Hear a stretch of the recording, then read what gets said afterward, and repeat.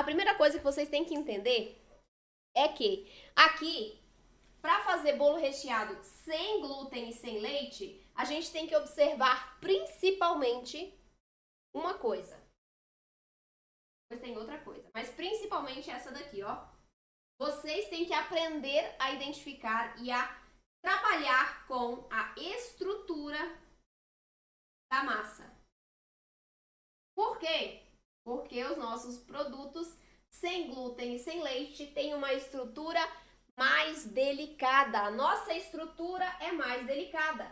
Então, você tem que ter muito cuidado ao fazer um bolo recheado. Ah, mas então quer dizer que eu não posso fazer um bolo recheado alto? Não foi isso que eu disse. Com certeza você pode. Esse aqui tem 15 centímetros de altura. Dá para fazer mais alto? Dá. Só que você precisa estruturar muito bem esse bolo. E aqui eu não tô falando de massa. Aqui eu tô falando de estrutura física mesmo, tá?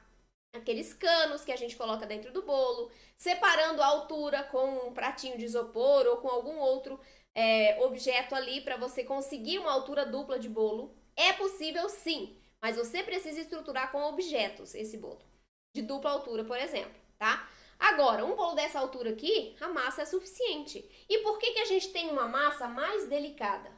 Eu não trabalho com leite e eu não trabalho com glúten. Então, eu tenho menos estrutura porque eu não uso manteiga. A manteiga para bolo recheado é o ingrediente que vai ajudar mais na estrutura, porque ela firma a massa. Aqui eu não tenho muito isso.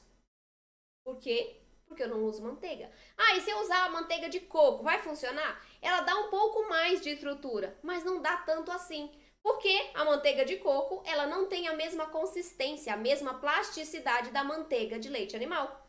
Então, da mesma maneira, a estrutura será prejudicada, a estrutura da massa. Se você perceber, olha só, essa massa aqui, ela é bem leve, tá? Ela é bem fofinha. É uma massa super fofinha e ela até dá uma esfarelada. Por quê? Porque é uma massa sem glúten. E aqui eu tô usando psyllium, tá? Então, a gente precisa sim aprender a estruturar.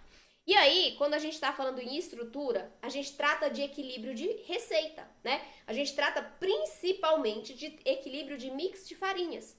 A gente precisa de um mix equilibrado para ter uma massa que tenha uma certa estrutura, que tenha maciez, que tenha leveza. Porque dependendo, olha só, tem muita gente que usa farinha de amêndoas, muita farinha de amêndoas em uma massa de bolo. O que não tem na farinha de amêndoas? O que falta na farinha de amêndoas? Estrutura. E o que tem a mais da farinha de amêndoas? Gordura. Quando a gente tem muita gordura e pouca estrutura, eu tenho um bolo muito sensível. Então a gente tem que cuidar no mix de farinhas na hora de fazer uma massa para bolo recheado. A massa ela vai ser mais estruturada sim, só que não aguenta muito peso porque é uma massa mais sensível, mais delicada, por ser sem glúten, por ser sem leite animal.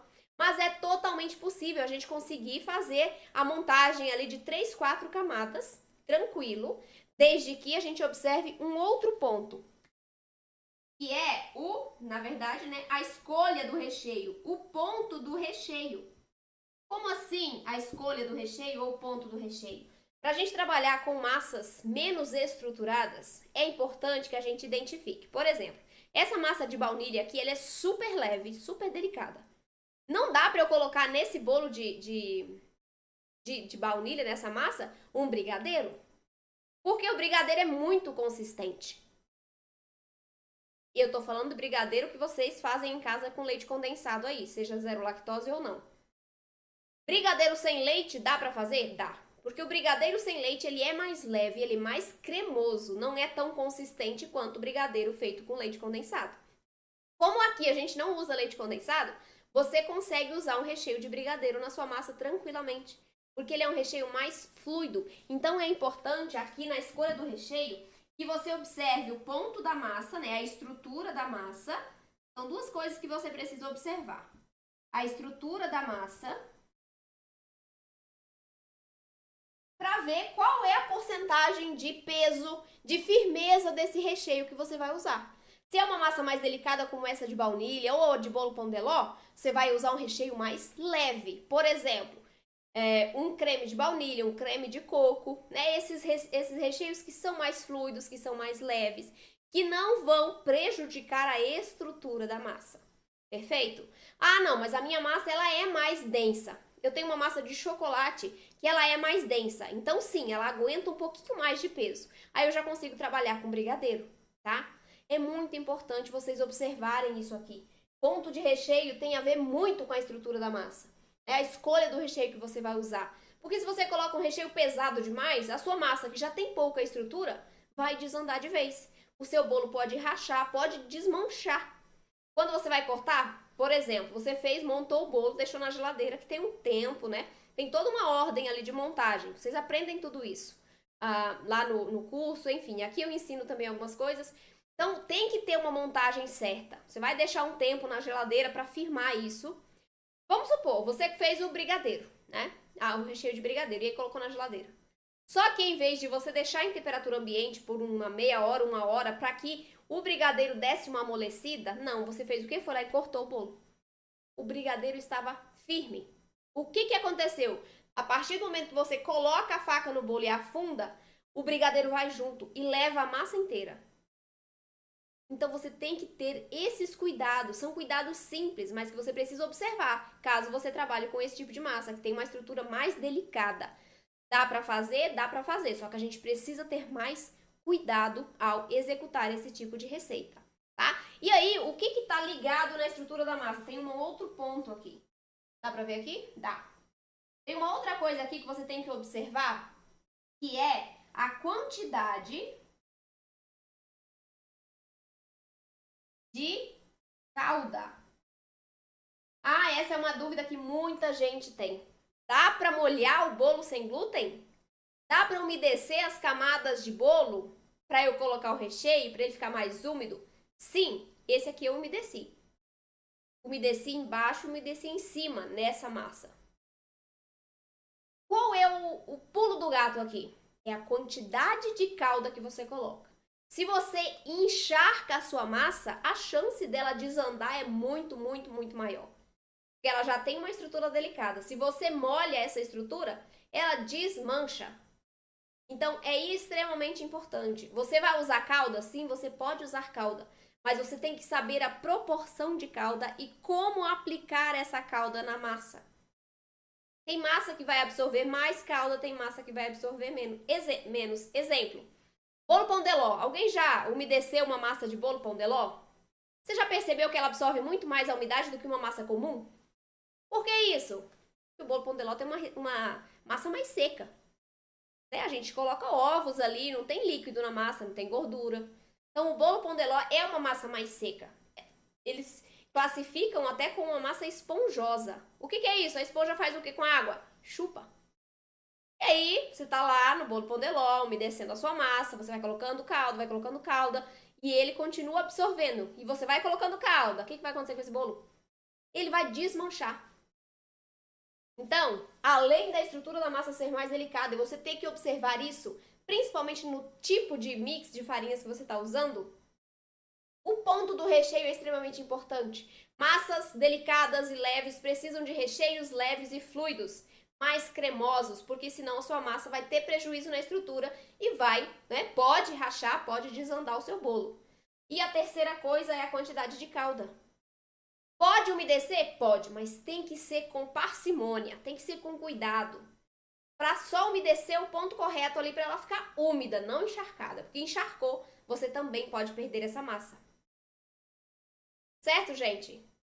Aprender a fazer é o caminho mais importante que vocês podem tomar quando vocês descobrem algum tipo de restrição alimentar. Porque comprar, já vou falar sobre preço de bolo recheado.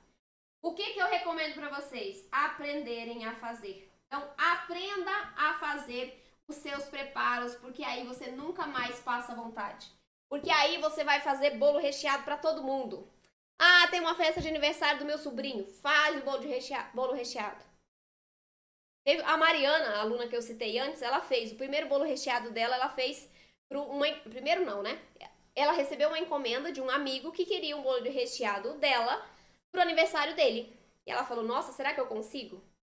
E ela descrevendo o bolo dela é muito legal, porque ela fala assim, nossa, Gabriela, e aí quando eles cortaram, dava pra ver exatamente as camadas perfeitas, da mesma altura. Quando ele cortou, deu certinho ali na geleia. Ficou lindo! É muito legal vê-la contando sobre isso. Porque para ela é uma conquista. Ela não sabia fazer nada sem glúten e sem leite quando ela entrou pro método. E ela conseguiu entregar para um amigo um bolo recheado que na descrição dela ficou perfeito. Ela se surpreendeu com o resultado que ela mesma teve. Isso aqui não tem preço. Aprender a fazer os seus preparos não serve só para os bolos recheados. Serve para os pães, serve para os bolos, para os biscoitos, para os doces, para os salgados, para as sobremesas. Para tudo que você queira comer. A partir do momento que você entende o fundamento, você aplica para qualquer receita. É importante que você entenda, porque se você não souber como estruturar esse bolo corretamente, ele vai rachar. Ele vai rachar, ele vai ter prejuízo na estrutura, ele vai quebrar. Se você não sabe a altura correta das camadas, coloca uma camada mais alta que a outra de bolo, ou uma camada mais alta que a outra de recheio, você desestrutura o seu bolo. A chance de ele rachar é maior. Se você monta e não deixa o tempo de descanso necessário, ele vai ter uma chance maior de rachar também. Então, são pequenos cuidados que você precisa observar na hora de montar um bolo recheado. Mas é simples. É simples se você entender como é que faz cada um. É simples. Por isso, é simples, mas tem várias coisinhas que a gente tem que saber. Por isso, esse é um tipo de bolo que eu não recomendo que você comece fazendo. Porque a gente precisa entender algumas coisinhas a mais. Então, o que eu recomendo é outro tipo de receita, não esse. Comece pelo bolo simples, porque aí você vai aprendendo, vai entendendo as massas, o que isso é muito importante. Entendendo as massas, como elas se comportam, qual é a estrutura delas, como elas aguentam, que tipo de peso, qual é a quantidade de recheio que eu posso colocar. E aí, gradualmente, você vai entendendo mais e montar um bolo recheado vai ser simples para você. Gostou desse conteúdo? Então eu quero te convidar para participar da Semana Sem Glúten e Leite, um evento online gratuito onde eu vou te mostrar o caminho para você ser capaz de fazer pães e bolos perfeitos sem glúten e leite. Para participar, comente semana aqui abaixo que eu te envio um link pelo direct.